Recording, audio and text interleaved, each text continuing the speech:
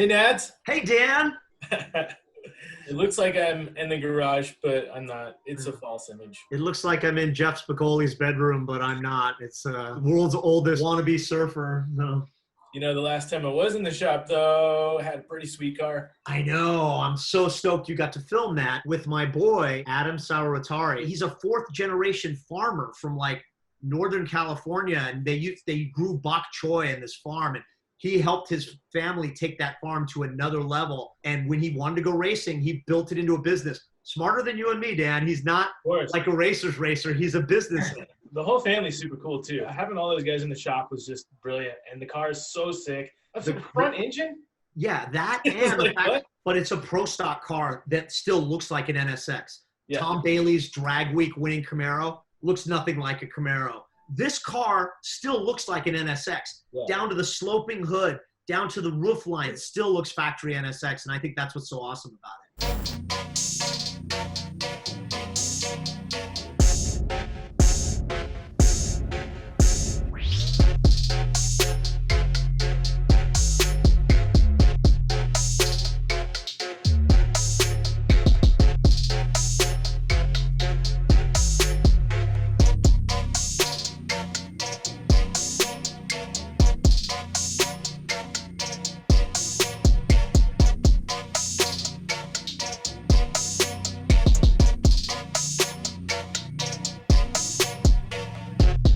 All right, so we are here with Adam. Brought in one of the coolest drag cars that I've seen in my lifetime, in my opinion. Oh, you're too kind, brother. Just whoever gets to see an NSX on the drag strip, not many people. So this is a really good timepiece for me, just because it's from when I started cars, right? This is when I got into the import scene. I was seeing cars like this, and this is what changed my mind, because I was always kind of an American V8 guy and stuff like that. Went to Nopi, saw these things rip, and I was like, all right, changed my mind. So got me into this. Walk me through a little bit of what you have going on the outside here. Well, my friend Dan, it is just a pro stock style NSX. As far as I'm concerned, it's a one-of-one. And it was just built specifically to drag race, and really built because I just love the NSX. I loved it when I built it. It was my favorite. It still is my favorite Japanese supercar. Just your dream car. Pretty much. And then you made it a race car. Right. I know it's not your typical NSX, right? What do you mean? I don't understand. It's a tube chassis, but the base is an NSX. You can kind of go down to the dealer and buy one. Look, actually, that's about as close as you got to being an and that's the most important part, by the way. But no, really, it's just a ground-up car. You know, the deal behind it is that I just love the NSX. It is my favorite Japanese supercar. I had to save years to get one. I had to have one when they first came out. My uncle let me take his, and just that was the demise of my whole life. And now I just love cars beyond anything. But I had been drag racing for quite a while, and I was going to retire, actually. I didn't want to do it anymore. I was just worn out. And my sponsors got together, and the only way they kept me going was this car.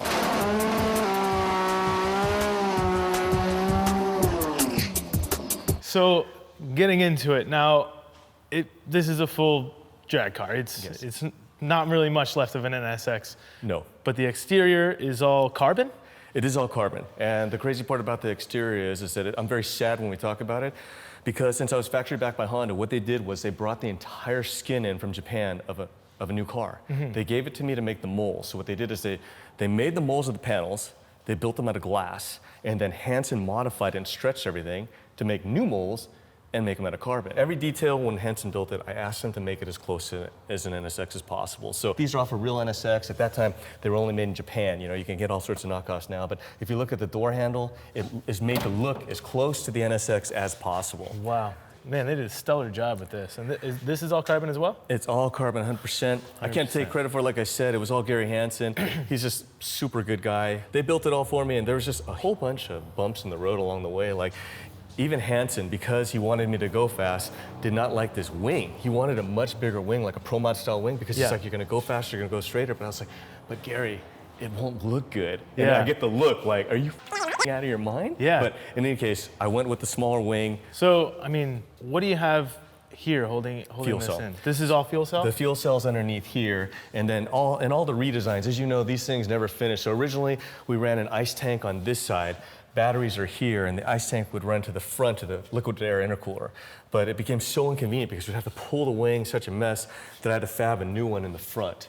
And then that way we could load in the front. So as you know, these things, they just never end. So you just keep modifying, and that's why it's best, maybe, in my opinion, just not to start. Don't listen to him. Yeah, please, yes. Do it. Do what Dan says. Work on cars. It's fun. This is basically looks factory to me in the rear end. We did use. I had Gary use the taillights. Yes, and so since he didn't have That's to do any stretching you see, here, you don't see that often on a car like this. That would just be a piece of plastic. The deal is, though, is that one thing you have to remember is that I'm very grateful it was sponsored by Honda. So all the parts I was able to get. So it is true, in some ways that I sacrificed maybe financial support from them, they were the greatest. I mean, because even engines at that time, originally when I had checked, just to get a long block, was running at that time, like dealer cost around $25,000 a block, and I went through a lot. So I was very fortunate and grateful for them for sending the truckloads of parts that they sent to keep this car going. The exterior we covered looks fantastic. I love that. Now, getting into the interior and also the chassis itself, I guess what I'm wondering is what class would you shoot for this car?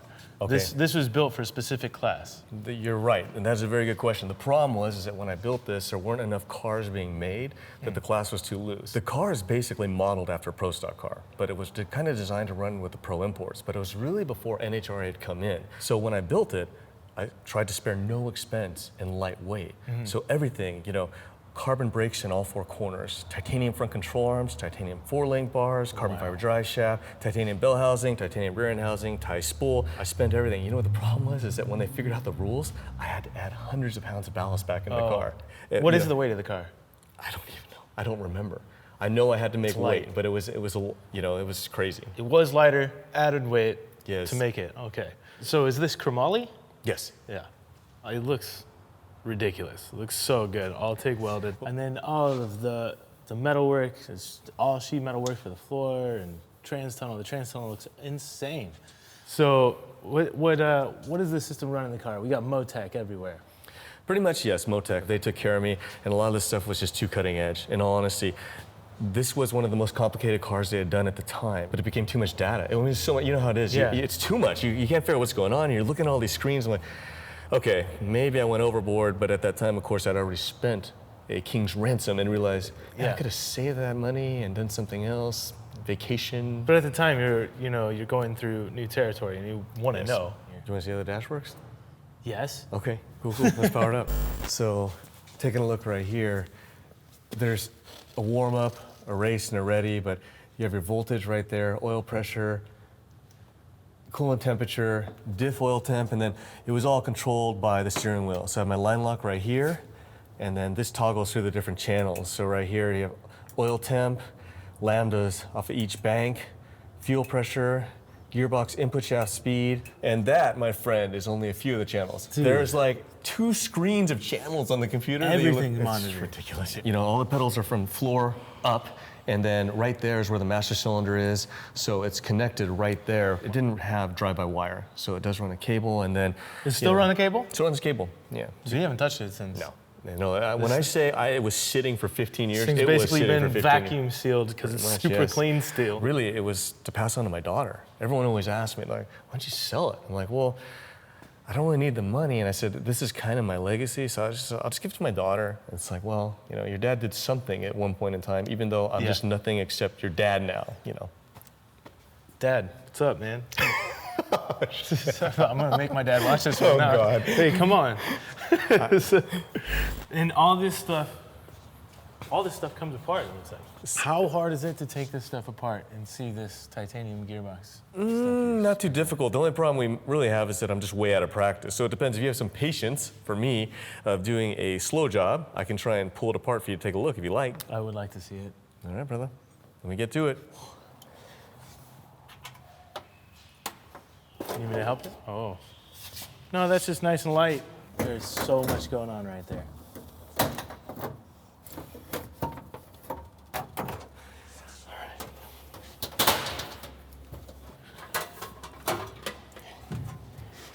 Oh, I'm on the wrong side. I gotta see this. This is actually really satisfying to watch. One thing you don't think about when you see cars like this is how much time and planning is in a piece like this, and everything to come out specific in each direction, how everything has to come out, how everything has to go together, planning to put all this stuff in to take it apart simply, quickly at the track.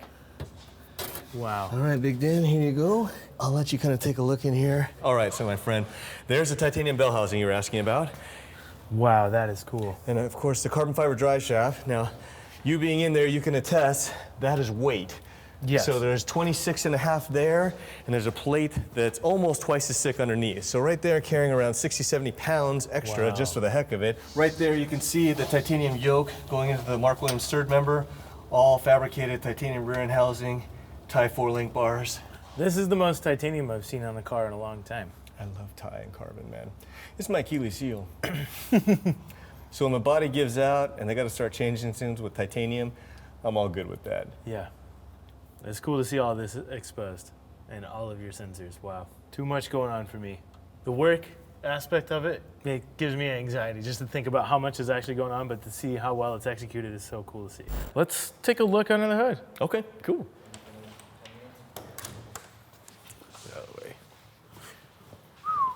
That is impressive. Normally, the first thing you see is an engine, right?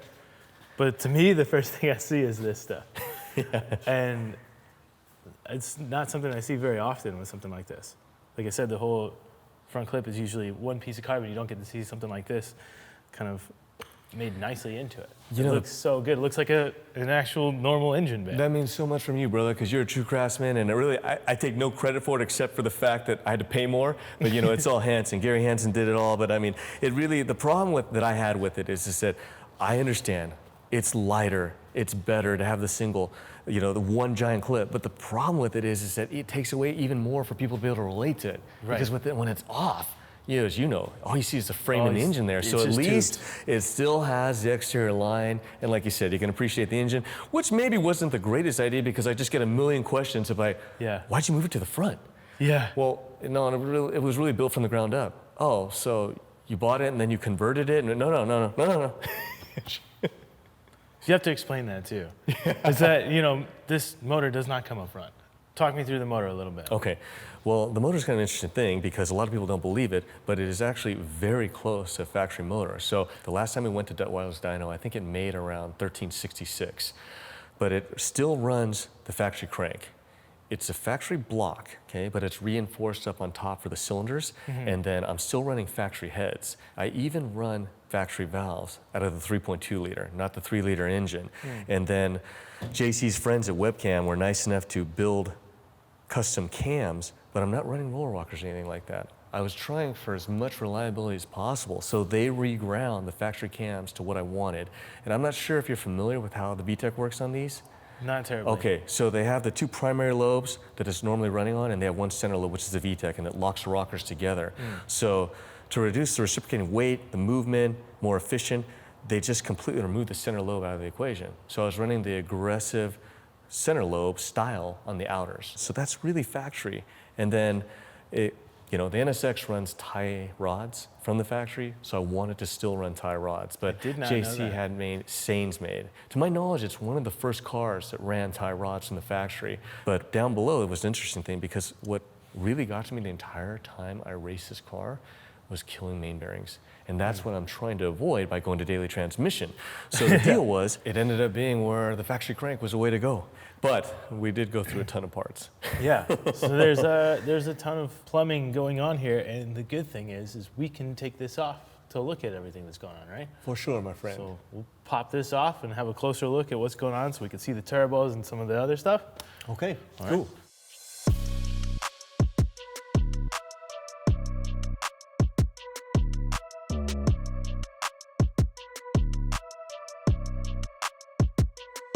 This looks like a lot of work.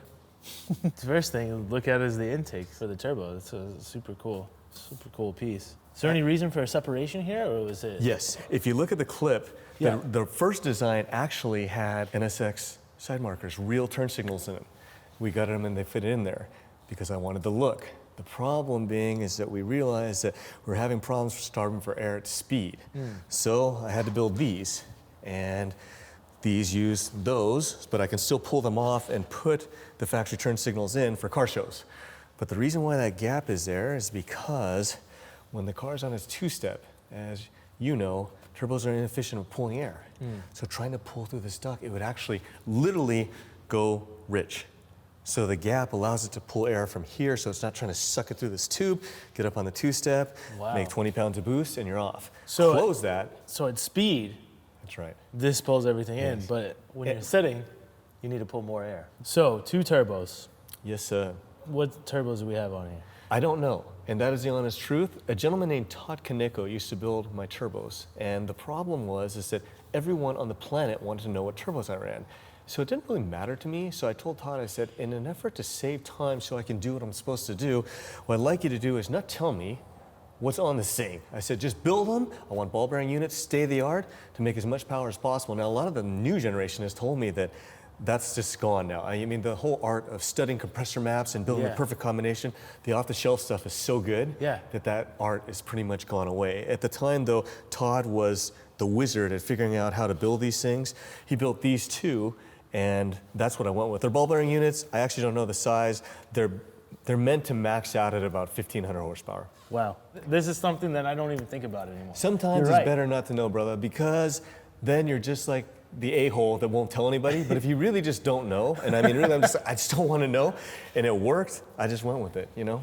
Yeah, you're right. I haven't heard that in a long time. We had a guy that I used to go to get custom turbo stuff, and he just knew everything. But I don't know anybody like that anymore. Yeah. You just buy a new turbo. Yeah, and these are a hassle. I mean, if you look at the system, like we checked this out over here, I can run you through it right here, but this was such a pain in the ass. These things, like, you know, when they have the thrust bearing that have the seal, the ball bearing units back then, I don't know how they are now, but they don't have a seal. So not only did we have to meter how much oil was going to the turbo, the pressure, we had to actually scavenge out of the turbo. There's a separate reservoir down here just to create more vacuum, and the oil pump, the Barnes pump on this side, is actually pulling vacuum on both turbos on the front scavenging. And if you don't, it just dumps oil out the front. Another thing we learned, we hooked it all up, fired it up. What the f***, there's oil dripping everywhere. It's just pouring out. I'm calling Todd. Todd's like, were you scavenging? No, why? And as you know, of course, then, okay, let's call Barnes. And here comes another new oil pump to fix that problem. But yeah, at the time, it's kind of weird. All that stuff was just so cutting edge, which all the new people just They figured that out. Yeah, it's already done. Yeah. So let's talk about the exchangers. So right here, I built this tank, and if you look right here, because there was no room for the pump, I had to actually recess into the tank, and the pump sits right there. Okay. So it pumps there, pumps through the liquid air intercooler, and returns right in here. So we fill ice and ice water right in here before the run. Do you have to refill this with ice? Is it every pass? Every pass, man. Every pass. Every pass. Yeah. Super hot. Yeah, it gets super hot, and I mean, the biggest problem with this thing is that, again, the price to pay for the look. No real estate. Yeah. I mean, look at, like you're talking about the other cars that you've seen the work on, look at how much more room I would have if I would have done it up here. I mean, this was kind of like, it's just the price to pay for it. So a lot of people don't really understand that you can have it all, but it's just somewhere, somehow, you're going to have to make, concessions. So. You're packaging all of this in a car that has a motor in the back. Very true. Right? So this is the boot. Yep. Is this a factory throttle body? No, that is not a factory throttle body. Looks like it. I believe that throttle body, well, let me correct myself. It's not a factory NSX not throttle an body. NSX one. But what I believe that is from is possibly Q45. I'm not 100% sure. You're just like the rest of us and still figuring stuff out like that. Yeah. Finding stuff from different cars, what application it works. Like guys will use GM products on import cars and stuff like that. It's pretty cool to see. Now, this power put to the ground through what gearbox? G-force. G-force. Mm-hmm. So it's a clutchless 5-speed sequential shift. It's all pretty bulletproof. The G-force has always been good to me. Actually, that's what I ran in the 7 as well. So that's something I see even now. It was very common in drifting. A lot of guys would use that. It's pretty accessible, easy to get to, and they're fairly cheap for what they are, for how much power they can hold. Now everything is moving to a different type of sequential or more expensive sequentials. Cars trying to get faster, but it's cool.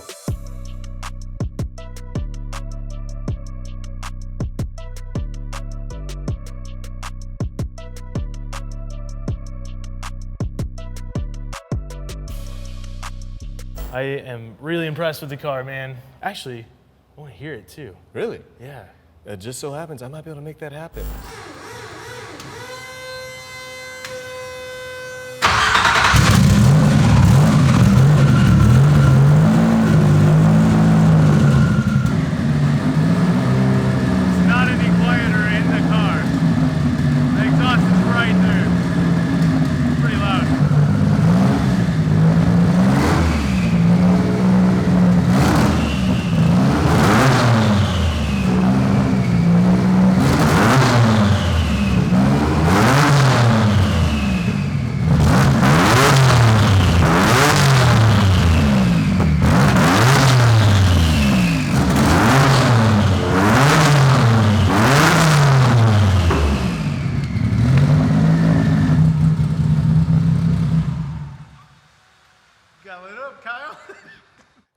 for you guys, so I'm glad it's running okay. Thank you, man.